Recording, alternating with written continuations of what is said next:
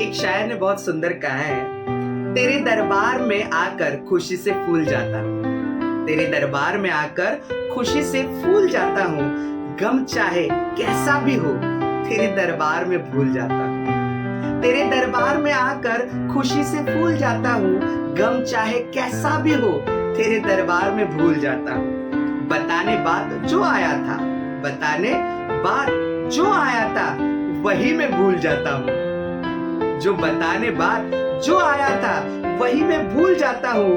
तुझे देखकर खुशी इतनी मिलती है कि मांगना ही भूल जाता हूँ, मांगना ही भूल जाता हूँ। यस, परमेश्वर के इतने सुंदर तरीके से एक इस शायर ने बहुत कहा है, और वो कहता है कि मैं मांगना ही भूल जाते। क्यों नहीं मांगना भूल जाते?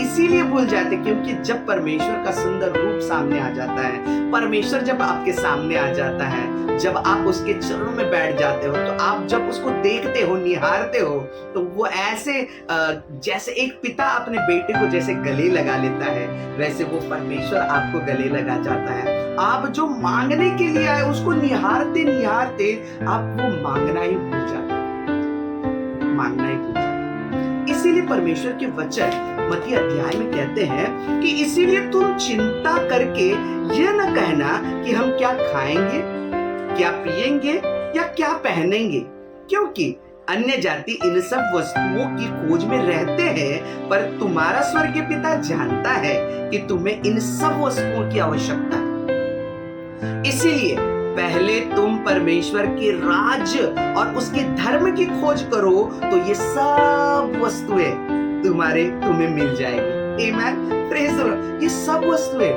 एक घर में अगर छोटा बच्चा होता है, उस घर में पिता को पता है मेरे बेटे को क्या चाहिए। आप और मैं भी कभी ना कभी एक बेटे थे, हमारे घरों में भी बच्चे हैं, हमारे घरों में भी बड़े बुजुर्ग हैं। जब हम छोटे थे तो हमारे पिता को पता था, हमारी माँ को पता था कि मेरे बेटे को क्या चाहिए, क्या नहीं चाहिए। वो जानते हैं, हमारा स्वर्गीय पिता भी जानता है। आप जिस दुनिया में रहते हो, वहां पे तन से, तन मन से, धन से, सब कुछ जो लगता है, जो जो आपको लगता है, परमेश्वर कहता है कि मैं जानता हूँ तुम्हें इन सब वस्तुओं की आवश्यकता है। मगर परमेश्वर का वादा है, वो कहता है इसीलिए पहले तुम क्या करो, परमेश्वर के राज्य और धर्म की खोज करो, फिर ये सब वस्तुएं तुम्हें मिल जाएंगी। आमीन। ये सब वस्तुएं मिलने के लिए हमें क्या करना पड़ेगा?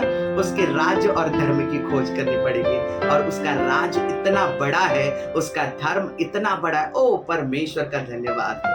वो पिता है, वो जानता है मेरे बेटे को क्या देना है, क्या नहीं देना है। और इसीलिए जब उसके पास मांगने जाते हैं, बैठ जाते हैं, घुटने में आकर बैठ जाते हैं, तो हम मांगना ही भूल जाते हैं, क्योंकि हमें भी विश्वास होता है कि मेरे पिता को पता है मुझे इन सारी वस्तुओं की आवश्यकता है, वो देगा जरूर, क्योंकि आपका विश्वास उस पर है। ये विश्वास ऐसे ही आपका रहे। परमेश्वर आपको इस वचनों के द्वारा आशीषित करे। Thank you so much.